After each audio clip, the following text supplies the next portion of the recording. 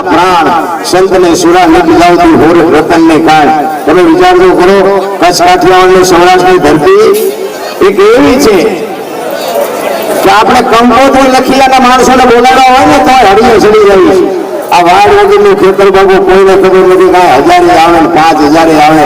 આ કેવું ભજન છે ને કેવો ધર્મ છે. આ હરિયાણની આંકડો તમે 10 કિલોમીટર હાલો એક મેજો ફરકતો હોય, 10 કિલોમીટર હાલો એક મેજો ફરકતો હોય.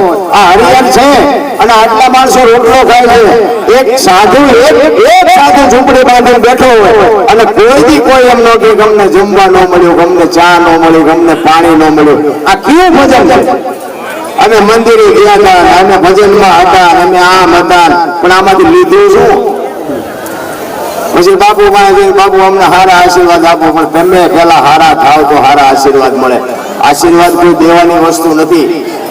તમારા કાર્ય એવા હોય ને સંતના હૃદયમાંથી આશીર્વાદ નીકળી જાય, ન દેવા હોય તોય નીકળી જાય. ખરાબ છે ને ખરાબ, અને આશીર્વાદ દેવાની વસ્તુ નથી. આશીર્વાદ એ નીકળી જાય અને તમે કોકને અમતા કહાણી કરો ને તો બાપુ ખરાબ એ નીકળી જાય. નકર તો બધા આપણે બધા એટલા બધા ડાયા તો કઈ છે નહીં. આપણે ચારે ગુણ ખરાબ જેવી કઈ નક્કી નથી, એમ નથી મળી જતું. એમ સંતોની ભૂમિ છે એ આખી જુદી છે. કોઠારિયાથી માતા લાભો માતા પરમ પૂજ્ય વંદનીય એવા જોરદાર કાર્યથી વધારેલી માતાજીની જયારે ઉપસ્થિતિ છે. સંન્યાસની ચાદર ઉભી કરવાની છે, બધા સંતો મંતોની હાજરી છે. ખૂબ ખૂબ જો કે મારે તો 3-4 વાગે બાપુ મને ઘરા હાર રહી ગયો, પણ મને એમ છે સારું કંઈક મારા ભાઈ ગઈ છે ને કે હું રહી જાત. મને અત્યારે એવું થાય નો રોકાણ હોય તો હું રહી જાત. પછી આ ક્યાંક ખોટા મોટા ગામડા પાડે અમને દેખાડે પછી લોહી મળે ને. બાકી ઘર ના કોઈ ક્યાંય જવાનું નથી, જ્યાં છે ત્યાં છે. કહેવાનો મારો મિનિંગ આ એક ભાઈ ભગવાન ભેગું કરે છે. તમારી મારી કંઈક પૂર્વજન્મની કમાણી હશે, કંઈક આપણા મા બાપની આપણા ગુરુ મહારાજની કંઈક કૃપા હશે. જ્યારે આવા સંત મેળાવડામાં તમારી અને મારી આવવાનું થાય છે, એ મહાપુરુષોની કંઈક કૃપા છે. પણ સંતોને સમજવાની જરૂર છે, ધર્મને સમજવાની જરૂર છે. બાકી પેટ નથી ભરાતા. આ માણા એક જ બાબુ પૈસા તો કસોડા ભરે છે અને ભરાતું નથી. જાનવર કોઈ ભૂખ્યા રહેતા નથી. કીડીને ગણ હાથીને પણ બાબુ આપણે દઈએ, પણ છતાંય મને તમને ભરોસો નથી. પછી આપણે શું નડતું છે શું નડતું છે. હવે તમે કોઈને સીતારામ નથી બોલ્યા, નડે શું દાણા જોડાઈ નાખો. જોનારા જોડે છે, જોરાવનારા જોરાવનારા. કહેવાનો અર્થ એ છે કે આપણે ક્યાંક નડ્યા છીએ તો જ આપણને કંઈક નડતું એવું લાગે. કોઈ કઈને નડતું નથી. માણાનો અવતાર આપ્યો છે ને એ જ આપણી મોટા મોટી કઈક કમાણી છે. માણામાં આપણે આવ્યા છે. અને આ સમય કેવો, મને તો એમ થાય કે આ મોડું થઈ ગયું. આ જીવવા જેવું જ હવે આવ્યું. આપણા ગરડા બધાને ખબર છે શું કરી જીવ્યા, કેવી રીતના મળ્યા છે બધાને ખબર છે. એક જોડ જોડાવાની માં 3 જણા હલવતા હોય. અત્યારે એક આપણે 5-5 જોડી જોડા છે. રાજ્યને એક દાખલો આપ્યો, એનો દાખલો અમુક સિકંદર છે ને, સિકંદર પોણા ભાગનું હિન્દુસ્તાન પોતે કબજે કરી અને પોતાનો રસાલો લઈને આમ જતો હતો. રોડ ઉપર આમ રસાલો લઈને જતો હતો ને, એટલે આમ ફૂટપાથ ઉપર નજર ગઈ ને એટલે એક ફકીર ત્યાં હોતો છે.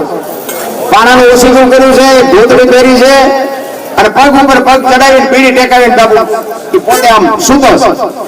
અને સિકંદર ની આમ નજર ગઈ ને એટલે એને રસાલો ઉભો રખાયો, રસાલો ઉભો રાખો અને આમ ફકીર ની સામું જોયું, વાહ તારી મોજ, વાહ તારી મસ્તી. મને આટલું આપ્યું છે ભગવાને કહેવાય કે મને શાંતિ નથી કે તારી પાસે કઈ નથી, પણ ટેસ્ટથી બીડી ટેકાવીને હું તો કેટલું આને સંતોષ. પછી એને રસાલામાંથી કીધું કે તમે ઉભા રહ્યો, હું એની પાસે જાતો અને મારે કંઈક દેવું છે. મારે એને મોજ આવી. એ ફકીર પાસે જઈ અને કહે છે, એ ફકીર તું કંઈક માગ મારી પાસે, આજ મને તારી ઉપર મોજ આવે છે. એટલે ફકીર આ મૂસી આંખ કરીને કે મારે કઈ જોતું નથી, જવા દે. એ કે પણ હું સિકંદર છું. એ કે તું સિકંદર હોય તો ભલે જે હોય, મારે કઈ જરૂર નથી માગીને શું કરવાનું. સિકંદરને પરસેવો વળી ગયો. એ કે આજ અત્યારે મારી પાસે જો કરોડો રૂપિયાની સંપત્તિ માગે તો આપી દઉં, મારું સ્ટેટ માગે તો આપી દઉં, મારું રજવાડું કે તો આપી દઉં, અને આ કઈ માગતો નથી. કમાલ કહેવાય. એટલે એ કે તું કઈક માગ, હું સિકંદર છું. એટલે બહુ કીધું ને એટલે કે થોડોક આમ આગો ઉપર તડકો મારી માથે પડે ને તો મને થોડીક ટાઈટ વાય છે. ભાઈ કે તડકો મારી માથે આવે તો આડો પડે ને સાયો આવે તો થોડોક આમ એક બાજુ ઉપર બીજું કાંઈ નથી જોતું. સિકંદર ને પરસો ઓળી ગયો, વાહ તારી મોજ, વાહ તારી ફકીરી. અને પછી સિકંદર કહે છે કે ખુદાને બંદગી કરે છે, હે ખુદા તું મને આવતા જન્મમાં આવી મોજ આપજે, આવી ફકીરી મને આપજે, આવતા જન્મમાં મને આવી શાંતિ આપજે. અને પછી જે ફકીર બોલ્યો છે ને એ સાંભળવા જેવું છે. ફકીર કહે છે શું કહો છો તમે? એ કે મારે આવતા જન્મમાં ખુદાને વિનંતી કરવી છે કે આવી મોજ મને આપે, આવી મસ્તી મને આપે. અને પછી ફકીર કહે શું કહે છે? એ કે ખુદાને હું એમાં હેરાન કરવો તો ભલા માહા આન પર કૂતરો બેઠો છે, આન પર તું જમાવી દે, રસાલામ જવા દે ને કે અત્યારે તો ફકીર બની જા. આ તમારી મારી તાકાત છે બાપુ. આ પતેવું નથી, આ વાતો સાંભળી ત્યાં સુધી બાકી પતેવું નથી. એક આપણો આંગણે એક અભિયાગત આવે, કોઈ ભૂખ્યો આવે, બટકો રોટલો દઈએ કે ને તોય ઘણું છે. બાયણા બંધ કરે એનું કામ નથી રાખ. કીડીને કણ, હાથીને મણ તો બાબુ દેવા વાળો દેહ છે. આપણે મરી જાવ ને કે આ દુનિયા અટકવાની નથી. રામ ને કૃષ્ણ આ દુનિયા છોડીને ગયા ને તોય હાલે છે, આપણે વ્યાજ આવું તોય હાલશે. કહેવાનો મારો અર્થ એ છે કે આપણા દુઃખી હોય ને તમે દુનિયાને તમે દિવસો એનો કોઈ અર્થ જ નથી. હું તો મા બાપની, સાધુ સંતોની, સદગુરુ મહારાજની એ કે ને એ કરો અને એની કંઈક સેવા કરો, એને કંઈક પેટ્યા હરો રોટલો આપો. જિંદગીમાં કોઈ દી કંઈ નડે જ નહીં. 40 લાખની ગાડીઓ લઈને નીકળે ને વાયની સીટમાં જોવો કૂતરા બેઠા હોય. હવે આમાં માં ને બાપા ને બેહાર્યા હોય તો, આવા કોઈક સંતને બે આમ હાલીને જતા હોય ને એમાં બેહાર્યા હોય તો, પણ આ હું જ નથી. અત્યારે હમણાં બાપુને એમાં ભારે મોજ કરી. બાપુ મને કે અત્યારે એટલા બધા વાહન છે પણ એ જોજો આ બધા સાધુ હમણાં બધું કાર્ય પચશે ને કે બધા હાલીને જતા છે. કોઈ ભાઈડો એમ નહીં કે બાપુ આમાં બેસી જાવ. અને વાત એ બાપુ વિચારવા જેવી છે. કારણ કે આપણું વાહન કઈ આપણે એકલા જાય તોય દુબળું નથી પડતું, કદાચ 2 માઇલ પર બિહારી જાય તો દુબળું નથી પડતું. પણ આ વિચાર આપણા છે ને કઈક લોહીમાં પડ્યા હોય તો આવે. આ વિચાર બધે નથી આવતા. પછી અહીંયા હામા ગામ પોગે પછી કે ઓલા બાપુ તડકાના ઉઘાડા પડી હાલ્યા આવતા તો ધ્યાન લીધા હોત તો સારું હતું. તારે મોડું થઈ ગયું. મારો કહેવાનો બધા ઠેકડા ભરી લીધા. આ સંતોને જો બાપુ ભલી આવી છે. હું કોઈ સંતોના લખાણ કરું એવી વાત નથી, પણ આ સંતોનો સંગ થયો ને એટલે તમે આટલા જણા મને સાંભળો. મેં તમને કોઈને રૂપિયા નથી આપ્યા. આ સંતોની શબ્દની તાકાત છે. બાકી ધોકા તો ખૂબ પસાડી લીધા. આ દુનિયા આખી રખડીને બેઠો છું, પણ સંતોની પાસે જે શાંતિ મળી ને એ આખી દુનિયામાં આંટો માર્યો ક્યાંય ન મળી. તમારે આંટો મારો તો મારી જાય. દુનિયા જોવા જેવી છે, જોવાય. દુનિયા છે ને એક નિશાળ છે. કેવા માણસો છે, કેવું કમાય છે, કેવી રીતના જીવે છે. આ જીવવા જોવા જેવું છે, પણ લેવા જેવું કાંઈ નથી. લેવા જેવું આ સાધુડા પાસે છે, બાકી જે ભગવાન પાસે છે. આ આપણે આ બાપુ પાસે આનો જ પ્રસંગે વાત કરો કે આ માતામાએ આ દુનિયામાંથી વિદાય લીધી.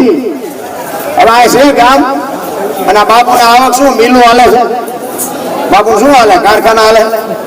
હવે આ કેવડું ખર્ચ છે? તમે બાપુના આ બધું કાર્ય પતે પછી ચોપડા જોઈજો કેવડું ખર્ચ છે.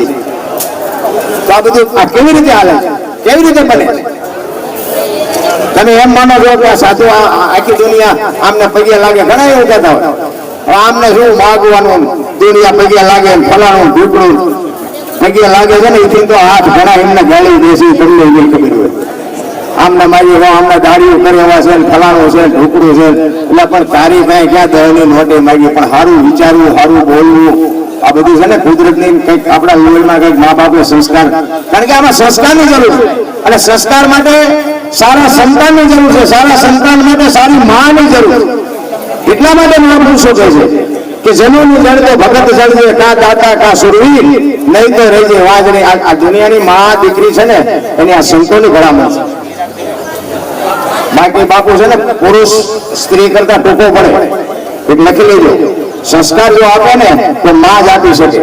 માના ધાવણમાં જ તાકાત હોય, માના ઉદરમાંથી જ તાકાત મળે. બાકી પૈસા છે ને બુદ્ધિથી જો આ બધું મળી જતું હોત ને તો ઉભા વાહડા જેવા રૂપિયા વાળા રખડે. એમ પૈસાથી નથી મળતું.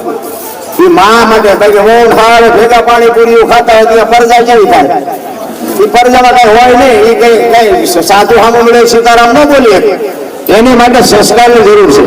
સંસ્કાર માટે બાપુ માની એવી જરૂર છે કે એ માં હોય ધરાવીને ધાનનો નીકળે, કોડવીને માડુનો હોય, જે જકરા નીકળે, જેની જનેતા હોથલ હોય. બાપુ હારી મા વગર હારા સંતાન કોઈ બી ન થાય. હું તો બેની દીકરીને ખાસ ભલામણ કરું કે તમે તો શક્તિ છો.